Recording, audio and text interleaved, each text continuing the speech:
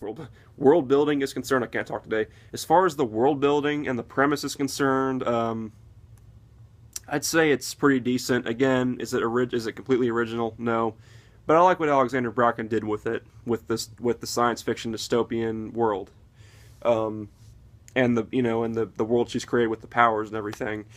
Um, as far as like the plot goes and just the pacing in general, I felt like that this with the first book, it was very tightly paced. There was never a point in the book where I felt like bored or disinterested in or anything. Like it kept me interested. Like, when I started the book, it immediately like sucked me in. Like I immediately was interested. I was immediately hooked, and I was interested in everything.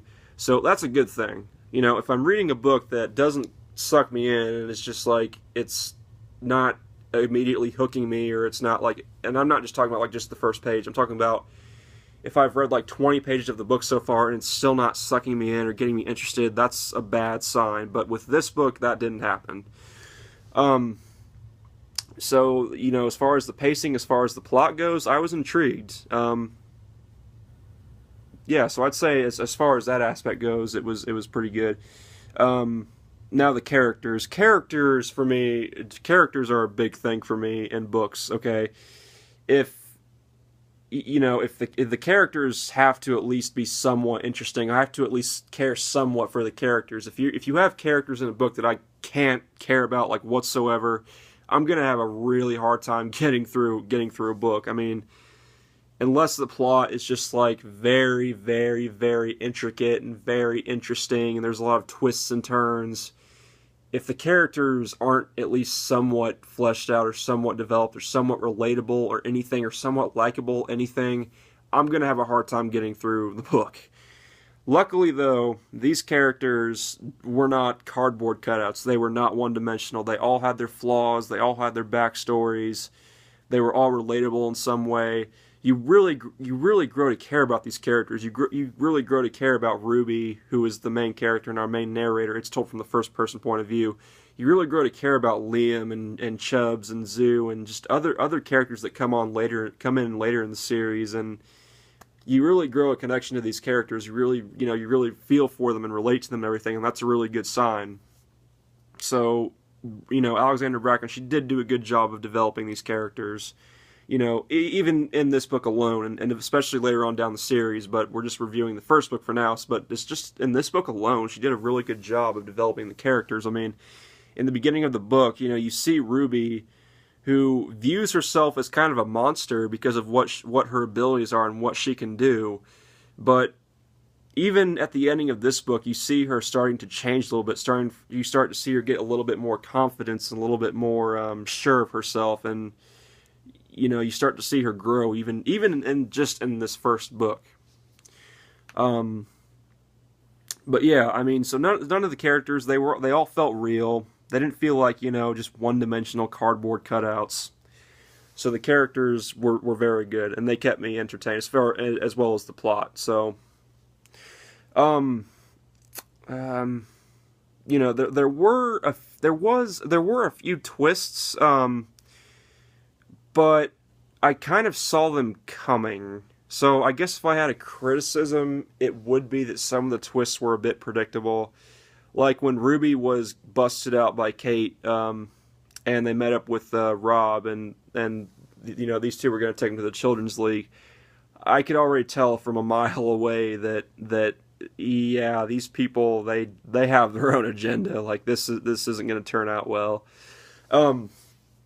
Also, there was another point where they were at a East River, the one place that I mentioned that's kind of like a refuge for the kids with the abilities. I could tell that the leader of this group, Clancy Gray is his name, and he is like I said, he is the president of the United States. He is the president's son, who is also an orange. But I could tell, like, not very far into them coming to the East River, that yeah, this guy, he's not a good guy. He also has an agenda of his own.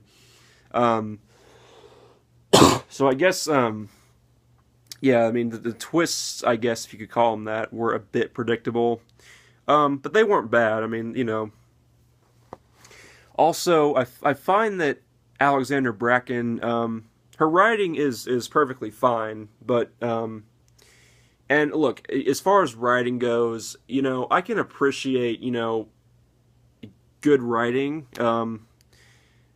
But as far as I'm concerned, as long as the writing doesn't get in the way of the story, then it doesn't matter to me. Whether the writing is, it doesn't have to be Shakespeare for me to enjoy it. I don't really, I mean, it doesn't have to be fine literature, fancy, flowery prose for me to enjoy it.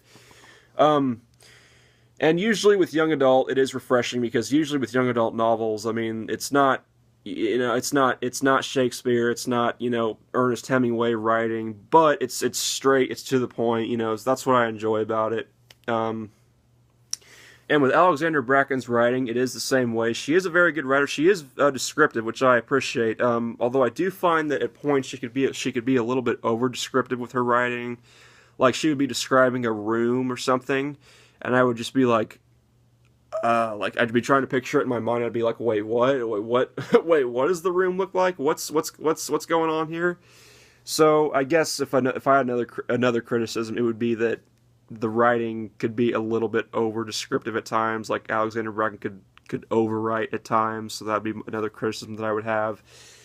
Um, but I mean, aside from those two things, the overwriting and the somewhat predictable twists in the story, that's all I can really criticize. The ending of the book. Another thing that Alexander Bracken did a good job of is creating a cliffhanger at the end of the book.